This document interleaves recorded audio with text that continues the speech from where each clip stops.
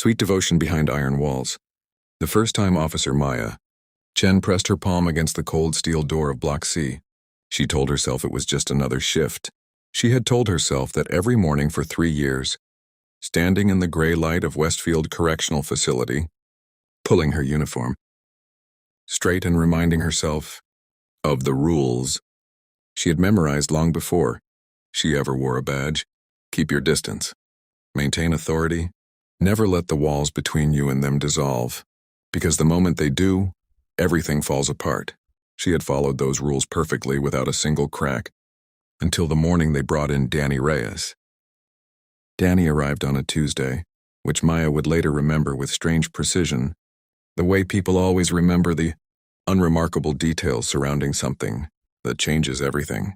She came in with her hands cuffed in front of her, her dark hair falling across her face in a way that looked almost deliberate, like she was hiding from the overhead fluorescence that made everyone in that place look like a ghost of themselves.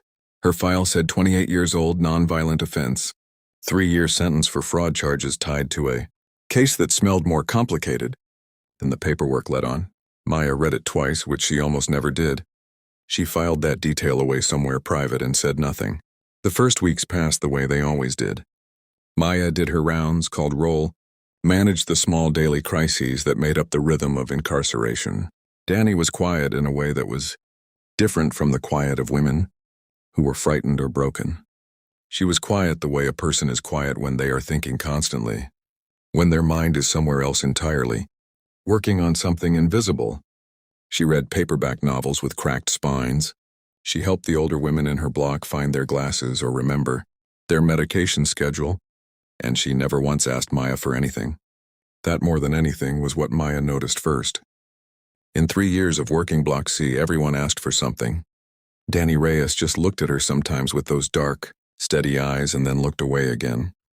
It started with a rainstorm in October. A pipe in the ceiling of the common area had been leaking for weeks, and the maintenance request had gone unanswered the way maintenance requests in underfunded facilities always go unanswered, slowly and without apology. When the storm hit on a Thursday night, the ceiling gave up entirely, and water began sheeting down the wall behind the bookshelf in the corner where Dani always sat.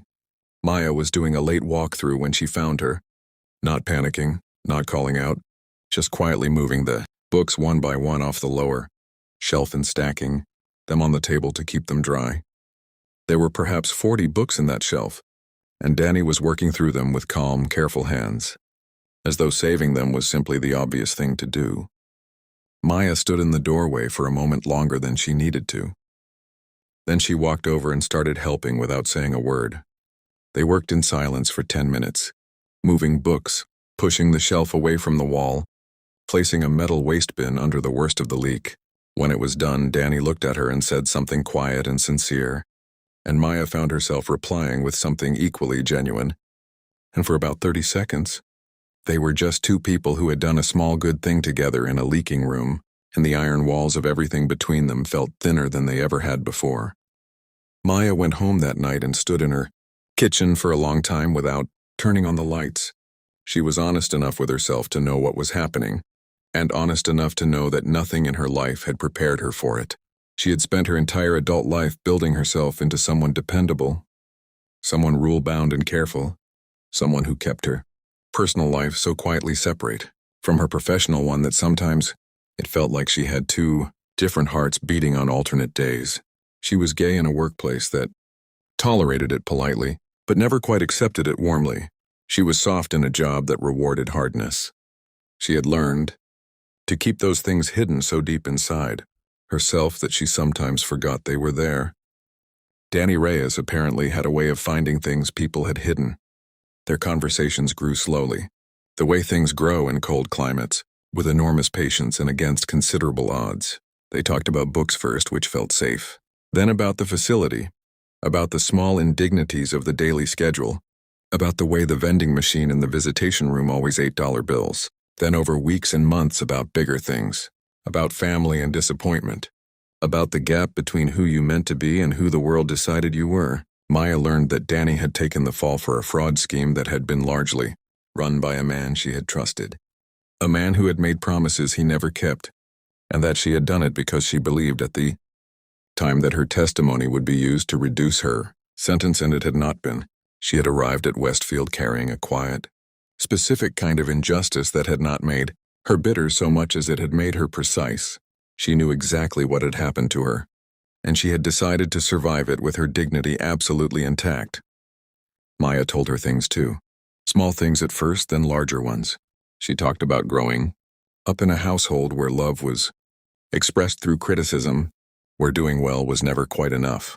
She talked about the loneliness of a job that put walls between you and everyone, about how she had started to wonder if the walls were just the building or if she had built some of them herself. Dani listened the way very few people ever listened to Maya, completely, and without preparing her response while Maya was still speaking. It was disarming in a way that Maya had no defense against, because she had spent years defending herself against things far louder and more aggressive than simple full attention. What happened between them was not what the rules would have predicted. There was no reckless moment, no transgression born of impulse. What happened was slower and more dangerous than that. It was a gradual mutual recognition, the kind that once it is named cannot be unnamed, that settles into the space between two people like light through a window, present and undeniable and quietly changing everything it touches. Maya knew it for what it was long before she had any language for it in the context of her own life. She had loved women before, but always in the free world, always in circumstances where the love existed in a space with at least the theoretical possibility of a future. This was different. This lived entirely in the present tense, in hallways and common rooms and the corner of a leaking room at night, and it asked nothing of her except to feel it honestly. She began to understand in those months what it meant to care about someone's freedom in a concrete and specific way. She began attending the community review board meetings that she had previously ignored. She began writing letters to the oversight committee about conditions in the facility. She began doing her job, not just competently but with a kind of fierce and protective attention, making sure the women in her block were treated with the dignity the system was not designed to give them. She did not do these things for Dani specifically, or not only for Dani, she did them because loving someone who was trapped in a place like that made the place visible to her in a way it had never been before. She saw it clearly for the first time, not as an institution she worked inside, but as a human reality she had the small, daily power to either soften or harden. If you believe in kindness, if you believe that love can find its way into the most unlikely and locked down places in the world, please take a moment right now to like this video and share it with someone who needs to be reminded that human connection cannot be entirely contained by walls or rules, or the cold geometry of a system that was never built with tenderness in mind. Your support keeps stories like this one alive, and there are so many more stories that deserve to be told. Dani was released on a March morning with a plastic bag containing her personal belongings and a check for the money in her commissary account. Maya had known the date for months. She had spent those months preparing herself, constructing an inner architecture she hoped would hold, telling herself that the right thing and the good thing was for Dani to walk out of those doors and into a life that belonged entirely to her, that what had grown between them in that place would translate or it would not, and that the outcome of that was not something either of them could know from inside the walls. She was on shift when Dani left. She stood at the processing desk and handled the paperwork the way she had handled 1,000 pieces of paperwork before, and when Dani took the plastic bag and signed her name on the release form, she looked at Maya for a long moment with those dark, steady eyes that had seen so much of her over the past 2 years, and she said something so quiet that the other officer at the desk could not have heard it, and Maya pressed her lips together and nodded and watched her walk through the door and into the thin March light. 3 weeks later, Maya was walking to her car after a shift when she found a note tucked under her windshield wiper. It was handwritten on plain paper in the careful, even handwriting she recognized immediately.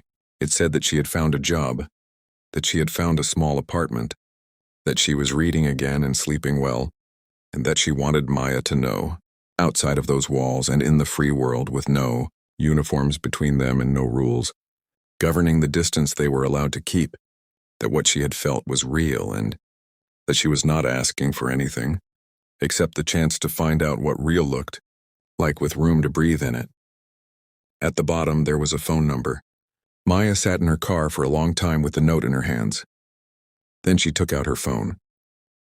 Before we reach the end of this story, we would love to know what moment in this story touched you the most. Was it the quiet courage of two women finding each other in an impossible place? Was it Dani's note under the windshield wiper? Or Maya's choice to finally answer? Drop your answer in the comments below, because every response you leave tells us that these stories matter, and we rate every single one. What came after the phone call was not a fairy tale. It was better than that because it was real.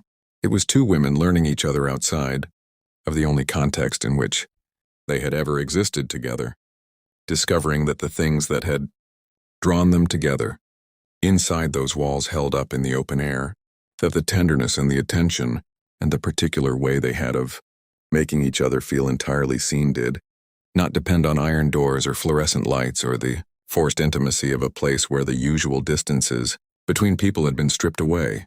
They argued sometimes and misunderstood each other sometimes, and sometimes the weight of how they had met sat between them like something that needed careful handling, but they handled it carefully together, which is the only way that kind of weight can ever be carried without breaking someone. Maya eventually left the facility, not because of Dani, but because of everything Dani had helped her see clearly. She went to work for a legal advocacy organization that supported women in the criminal justice system, where her knowledge of the inside of that world became something useful instead of something she was simply enduring. She was better at the new work than she had been at the old, because she did it with her whole heart open, instead of held carefully back behind all those necessary rules.